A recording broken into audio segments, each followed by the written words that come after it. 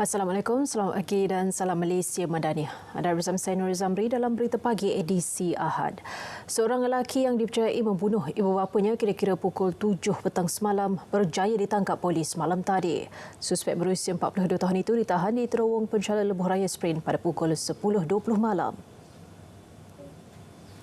Ketua Polis Daerah Brickfields, Assistant Commissioner Polis Amhizam Abdul Syukur berkata, polis menerima panggilan mengenai kejadian pada pukul 7.43 malam daripada orang awam. Pihaknya dimaklumkan berlaku pertengkaran antara suspek dan ibu bapanya di Jalan Penchala Hilir 6, Sungai Penchala. Dalam pergaduhan itu, suspek dikatakan mengambil senjata tajam sebelum menikam kedua ibu bapa berusia 72 dan 82 tahun, menyebabkan mereka cedera parah. Sebaik pasukan polis tiba, kedua mangsa disahkan sudah meninggal dunia. Semakan mendapati suspek mempunyai 9 rekod jenayah lampau melibatkan dadah. Kes disiasat mengikut Seksyen 302 Kanun Keseksaan kerana membunuh. Kes COVID-19 di Melaka meningkat hampir 100% pada Minggu Epidem 48 berakhir 2 Disember dengan 534 kes baru berbanding 268 kes minggu sebelumnya. Satu kes kematian baru turut dilaporkan menjadikan jumlah kes kematian meningkat sebanyak 1,218 kes. Exco Kesihatan, Sumber Manusia dan Perpaduan Eng Hisem berkata jumlah itu menjadikan keseluruhan kes positif COVID-19 negeri itu meningkat kepada 152,975 kes. Kes sembuh pula 151,299 kes atau 98.9%. Terdapat 458 kes aktif sedang menerima rawatan namun tiada kes di unit rawatan rapi. Satu kluster aktif dilaporkan iaitu kluster Paya Rumput Jaya yang merupakan kluster pendidikan. Kluster berkenaan dijangka tamat pada 25 Disember.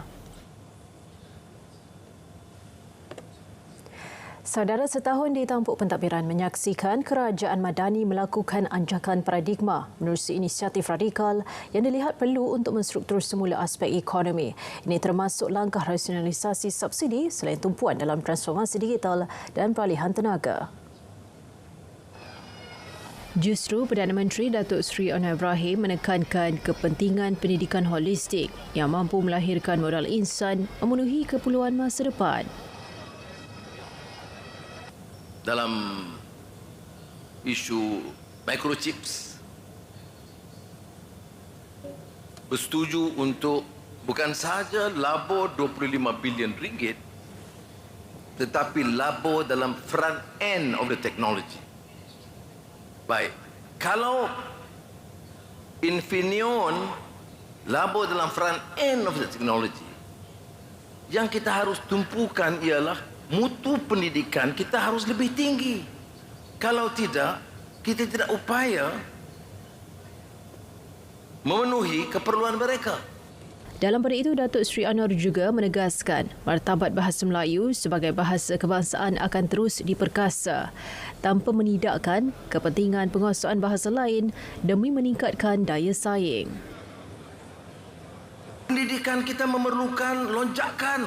Memang benar. Dalam beberapa bulan ini saya tekankan keperluan mempertahankan penguasaan bahasa Melayu yang baik di kalangan semua rakyat.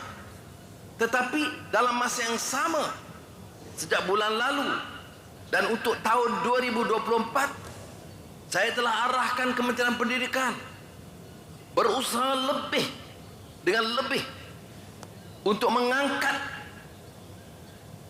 minat dan mutu penguasaan bahasa Inggeris di kalangan pelajar. Beliau berucap pada majlis makan malam tahunan Persatuan Bekas Pelajar Kolej Melayu Kuala Kangsar MCOBA di Ibu Negara. Orang ramai tidak perlu bimbang terhadap keselamatan data peribadi menerusi pembangunan Identiti Digital Nasional IDN atau Digital ID. Ini kerana maklumat peribadi akan dipegang sepenuhnya oleh kerajaan dan tidak dikendalikan pihak ketiga. Yakinlah bahawa sebagaimana yang disebutkan oleh Perdana Menteri dan saya sebutkan tadi dalam ucapan bahawa maklumat peribadi akan dipegang sepenuhnya oleh pihak kerajaan dan tidak dikendalikan oleh pihak ketiga. Dan di dalam perkara ini soal kerahsiaan peribadi adalah menjadi keutamaan kepada kerajaan kita. Digital ID merupakan suatu bentuk pengenalan dan pengesahan diri individu secara digital yang bakal dimanfaatkan sektor awam dan swasta untuk mengesahkan identiti pengguna semasa melakukan transaksi secara dalam talian. Kontraktor Bumiputra digesa meningkatkan kreativiti dan daya saing bagi menghadapi norma baharu perubahan ekonomi terkini. Timbalan Perdana Menteri Datuk Seri Ahmad Zahid Hamidi berkata inisiatif di bawah ekonomi madani berpotensi memacu perubahan positif negara menerusi pendekatan strategik terutamanya dalam tempoh ketidaktentuan domestik dan global.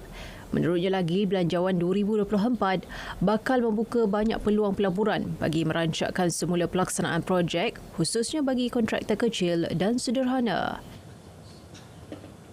Saya berharap semua kontraktor yang membida untuk melaksanakan projek-projek kerajaan supaya menganggap setiap projek tersebut sebagai peluang untuk mereka menunjukkan prestasi pelaksanaan yang terbaik dari segi kualiti, produktiviti, profesional dan dapat menyiapkan projek di dalam jangka waktu yang telah ditetapkan. Teks ucapan beliau dibacakan setiausaha politiknya Muhammad Razlan Rafi'i pada Majlis Makan Malam dan Perasmian Mesyuarat Agung Tahunan Persatuan Kontraktor Melayu Malaysia ke-44 di Ibu Negara. Kegagalan berterusan Majlis Keselamatan Pertubuhan Bangsa-Bangsa Bersatu UNSC untuk menangani situasi meruncing di Gaza merupakan satu tindakan yang amat tidak adil. Menteri Luar Datuk Seri Zamri Abdul Kadir kesal kerana UNSC gagal menerima pakai resolusi menuntut gejatan senjata kemanusiaan segera di Gaza yang disokong oleh 102 negara termasuk Malaysia. Beliau mengulas tindakan Amerika Syarikat yang memveto resolusi PBB untuk menggesa gencatan senjata segera bagi menangani konflik antara Israel dan Hamas di Gaza, Palestin. Menunjukkan kepada dunia sikap sebenar Amerika dan sepatutnya hal yang sebegini, keadaan yang paling meruncing pada ketika ini apabila semua negara-negara lain, negara yang sebelum ini bersama dengan Amerika seperti Perancis sebagai contoh juga tidak bersama kerana mereka juga mengambil pendirian untuk menggesa supaya diadakan gencatan senjata dengan segera. Tetapi apa yang berlaku adalah sebaliknya, dia adalah satu yang mengecewakan dan tentunya dunia pada hari ini akan mempersoalkan tanggungjawab moral Amerika di mata dunia. Membudayakan nilai integriti melalui bentuk permainan. Ia selaras dengan peranan Institut Integriti Malaysia IIM menerusi 3 fungsi utamanya, pendidikan, advokasi dan latihan. Dan bagi meningkatkan pemahaman nilai integriti ke segenap lapisan masyarakat, IIM menganjurkan program Ekspedisi Integriti 2023 yang bersifat interaktif dan informatif. Ketua Pengarah IIM, Datuk Nur Hayati Awang berkata, selain menyebarluaskan pemahaman masyarakat, program sedemikian mampu memperkasa serta meningkatkan budaya integriti dengan lebih berkesan. Semua ini merupakan nilai-nilai murni yang ada dalam diri seseorang dan apabila kita melihat dalam bentuk berkumpulan, maka dia dapat mencapai hasrat kami di mana pemumpukan nilai integriti itu bukan saja harus ditekankan dalam diri individu secara persendirian, tetapi juga perlu diasimilasikan dalam kerja-kerja berkumpulan sebagai satu pasukan. Program Saksikan siaran langsung perasmian penutupan program setahun bersama Kerajaan Madani yang disempurnakan oleh Yang Amat Berhormat Perdana Menteri Datuk Seri Anwar Ibrahim pada 10 Disember 2023, Ahad 2.45 petang, langsung dari Stadium Nasional Bukit Jalil, Kuala Lumpur di TV1 saluran berita RTM dan RTM Klik.